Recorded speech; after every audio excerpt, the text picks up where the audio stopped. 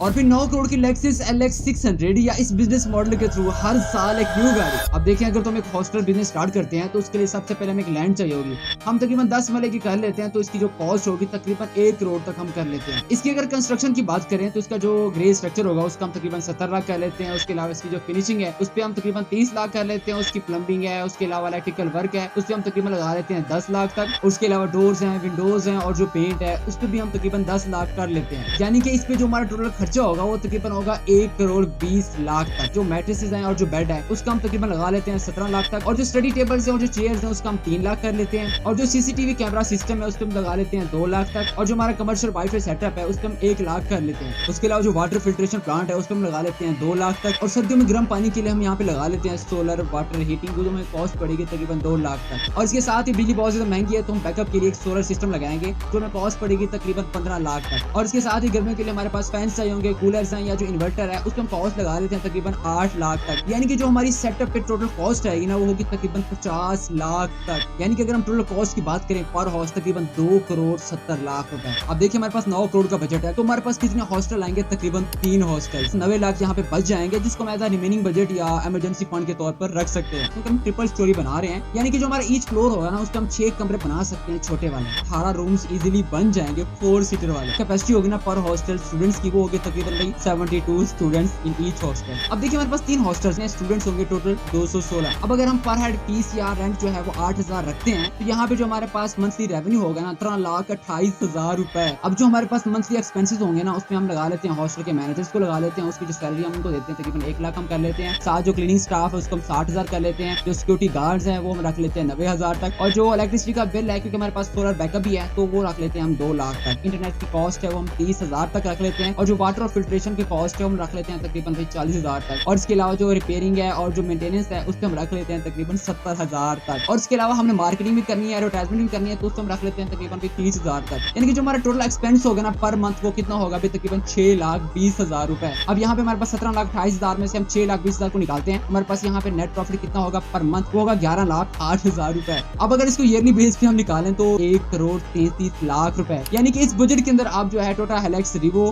Base variant easily purchase कर सकते हैं। और हाँ, इस बिजनेस मॉडल के अंदर जो लोकेशन है वो बहुत ज्यादा मैटर करती है कि आपका हॉस्टल कहाँ पे है। वहाँ पे आपका रेंट वेरी भी कर सकता है, वहाँ पे लैंड की कॉस्ट है वो भी वेरी कर सकती है। काफी ज्यादा चीजें जो है ना वहाँ पे चेंज हो सकती है। आपका जो एक्सपेंस है वो इंक्रीज भी हो सकता है, कम भी हो सकता है। और हाँ, इस बिजनेस को करना चाहिए कि नहीं करना चाहिए तो हमें वो लोग बताएंगे जो ऑलरेडी इस बिजनेस को कर रहे हैं। तो कमेंट्स में जरूर बताइएगा। मिलते हैं नेक्स्ट वीडियो में। अल्लाह हाफिज।